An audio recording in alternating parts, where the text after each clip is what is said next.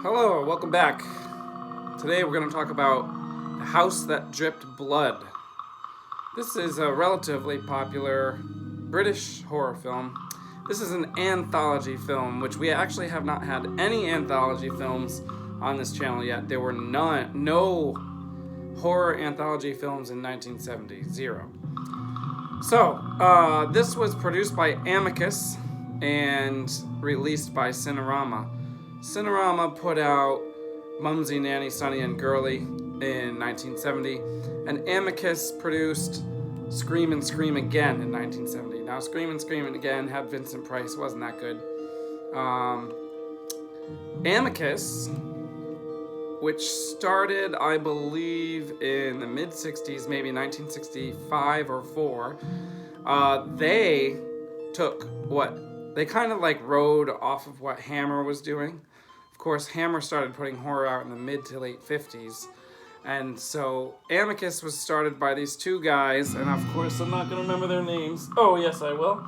Max Rosenberg and Milton Sabatsky. So these two guys actually did The City of the Dead with Christopher Lee in 1960, and they did it under Vulcan Films, which only ever put out that movie. And then they started up Amicus, and they did a couple of non-horror movies, and they started doing horror movies, and they, I forget which movie they cited as their influence, but they basically brought these horror anthologies, back to the scene. There were, I guess there were one or two maybe in the 40s. I haven't seen them, and I really haven't seen too many horror anthologies from before the Amicus ones. The first Amicus anthology was, I think it's called Dr. Terror's House of Horrors from 1965. Freddie Francis directed it. And then the second one was in 1967. It was called Torture Garden, and Freddie Francis directed that one too. He did a bunch of the early Amicus horror films. He also did The Deadly Bees, and I think he did The Psychopath too. Those are all Amicus. So Amicus would make these movies and release them through different companies, which is basically what Hammer did. Hammer would often use Rank, Universal, Warner Brothers, sometimes Columbia. Amicus would often use Paramount. They used Columbia for Torture Garden, I think. And then by the 70s, horror wasn't that popular anymore. It was really popular in the 60s with all those really popular Hammer films, and then in the 70s it was going downhill. So they used Cinerama, which is an independent releasing company. They didn't really put out a whole lot of movies, and most of them weren't horror. So anyway, Hammer, the same thing kind of happened with Hammer. They started using they used MGM, but then once the 70s hit, they started using smaller releasing companies because the genre was kind of going away, I guess. But not going away in the sense that less movies were being made, but going away in the sense that less mainstream distributors were willing to deal with it. So anyway, this movie was also written by Robert Bloch, who's probably the biggest crew credit on the whole thing. Robert Bloch wrote the novel Psycho. He also wrote Torture Garden, The Psychopath, The Deadly Bees. I think he wrote Straight Jacket, which was a 1964 William Castle movie. And there might have been one or two more that I forgot. But he wrote this one. So he was a well-known horror writer at the time. And we also have 4 segments. As you can kind of see, this is split into 4 pieces.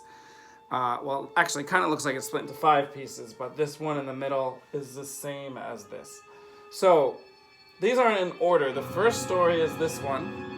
That's about a strangler, a strangling killer. Okay. The second one is about a wax museum. That one stars Peter Cushing of Frankenstein and Dracula and whole dozens of other horror movies. The third one over here, it kind of looks like this girl's playing with a voodoo doll, but it's really not voodoo, it's witchcraft. And this one is cool because it has a little girl that's a witch. I don't think I've ever seen another movie where there was a child witch. So that was a cool concept. And then this one over here is a vampire movie. So You've got 4 cool... I mean, Strangler, to me, not that interesting. I mean, it could be well done, all right? Just talking, like, story-wise. Wax Museum, well, it's kind of a cliche, but kind of not. I mean, how many Wax Museum movies really are there? I mean, we had House of Wax and the Horror of the... or what is that? Mystery of the Wax Museum. And those are basically the same movie. And other than that, I'm not sure if at this time there had been that many Wax Museum movies other than those 2. So I guess it's not really a cliche that much. So I guess it was probably fresher at the time than I'm thinking of, because after that, there was another House of Wax, there was Waxworks 2. Actually, that's really still not that many movies when you think about how many vampire movies there are. All right, so that's pretty cool. The Child Witch one is cool, story-wise, and I don't know, I guess I'm a sucker for vampires because I always like vampires. And in this one, it's actually, you become a vampire when you put on a certain cloak. No one even gets bitten in it, actually. It's just, the cloak makes you a vampire. So, anyway, altogether, I can only give this one a 6 out of 10. And the reason for that is, they don't show almost any of the implied violence at all. There's almost no special effects.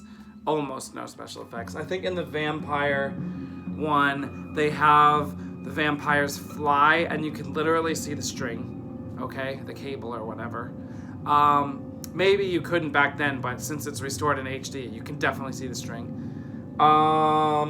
Other than that, they put a little bit of makeup on the Strangler.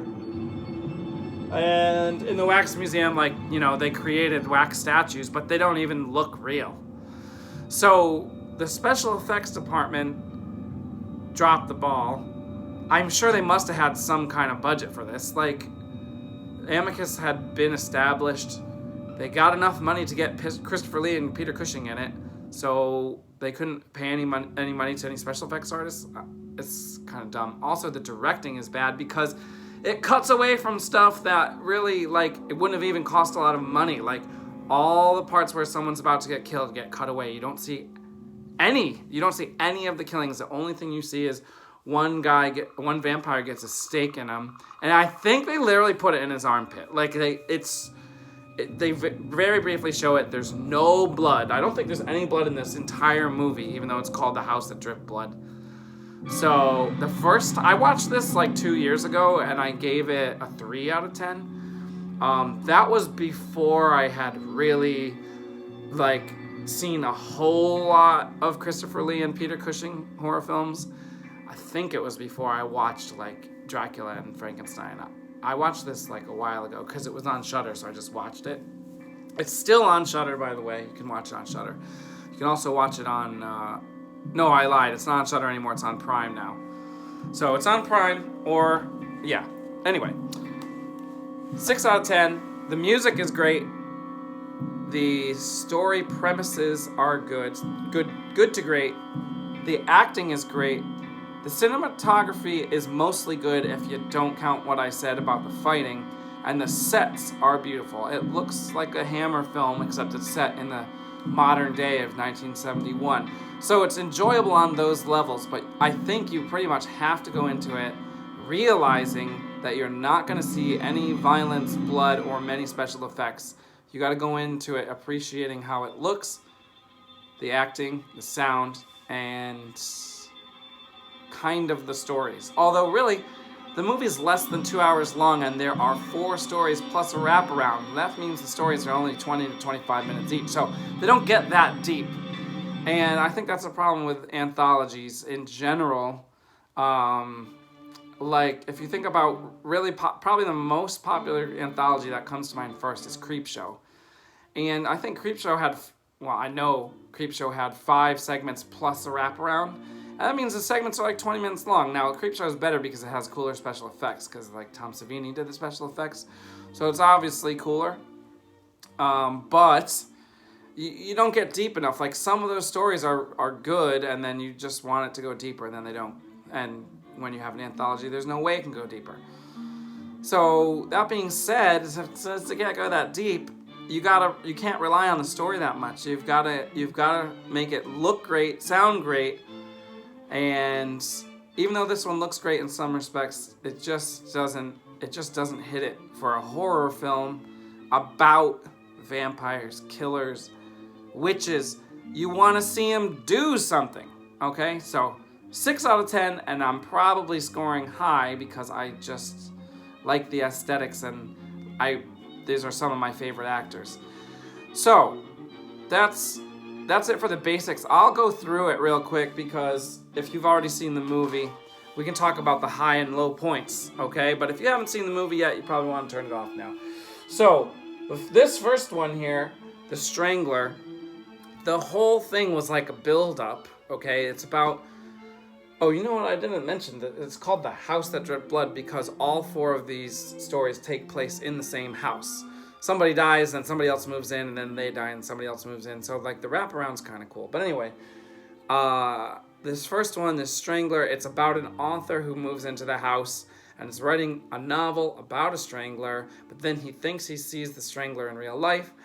And if you've already seen it, you know that he is manipulated into thinking that he is imagining the strangler and that when the strangler attacks someone, it's really him. This manipulation is caused by his wife.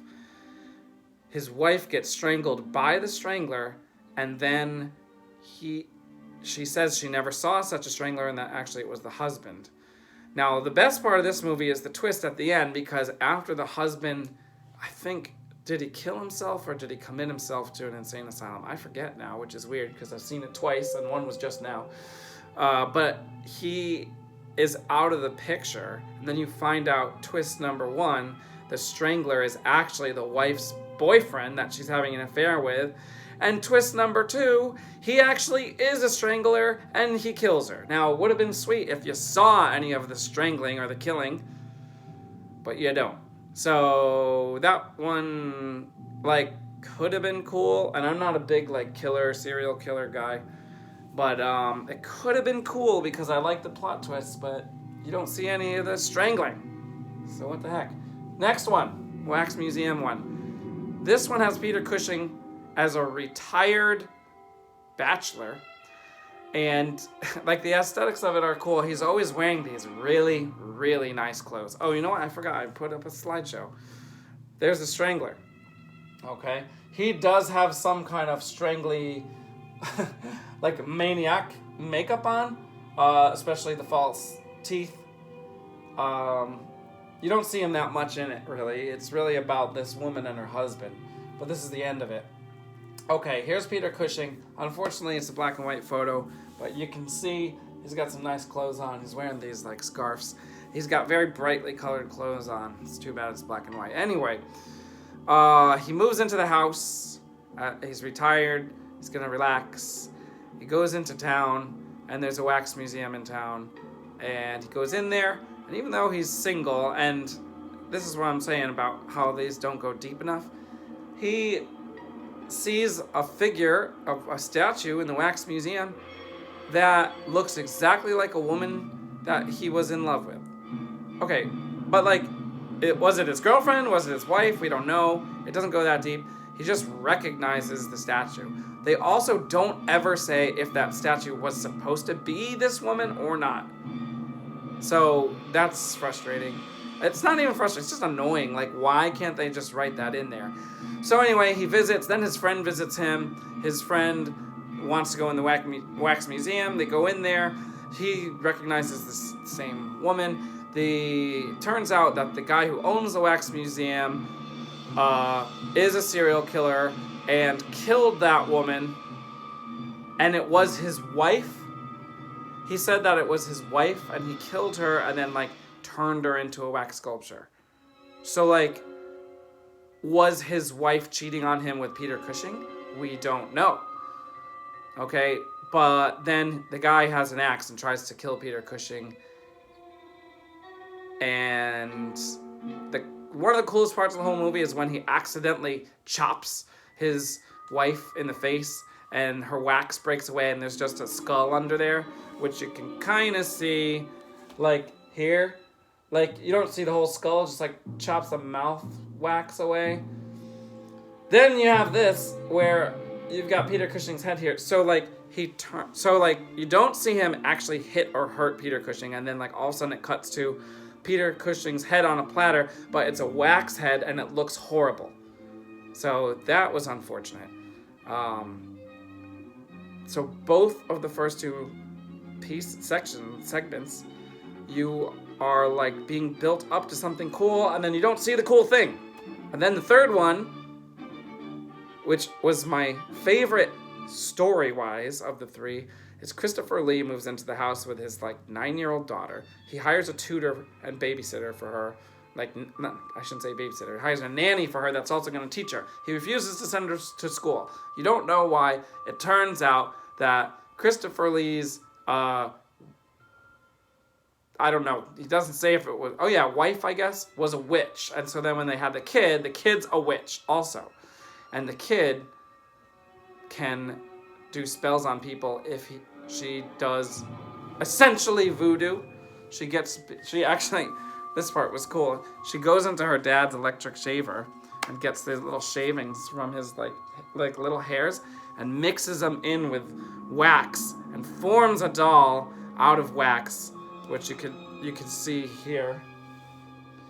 And then she ends up torturing Christopher Lee a little bit and then throwing the doll into the fire and melting the doll. You never see Christopher Lee, you just hear him scream. You never see him like get hurt. You just hear him scream. Like you watch the wax, like it's a literal wax doll melt in the fire, and you just hear Christopher Lee screaming.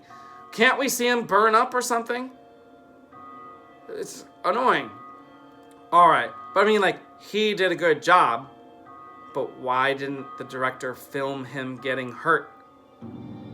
The director, by the way, is Peter Duffel or Peter Dufel. I think it's Peter Duffel. This is the only horror film he ever directed, probably because he did a bad job. And finally, this was the funniest one. Let's see, what's this guy? This guy was great. I've never seen him in anything else before. What's his name? I forget. There's so many names on here, I forget which one he is. But anyway, that is Ingrid Pitt there. And this guy was in a few, like 4 of the Carry On movies, which are British comedies. He was also in a whole bunch of Doctor Who. I don't know if they're TV movies or if they're TV episodes, but they're long. According to my research, I've never watched them, but he was a doctor in Doctor Who. Apparently there's more than one doctor. I apologize to Doctor Who fans out there. I don't know anything about it. My bad. So anyway, Ingrid Pitt, you should remember Ingrid Pitt from The Vampire Lovers in 1970 and Countess Dracula in 1971.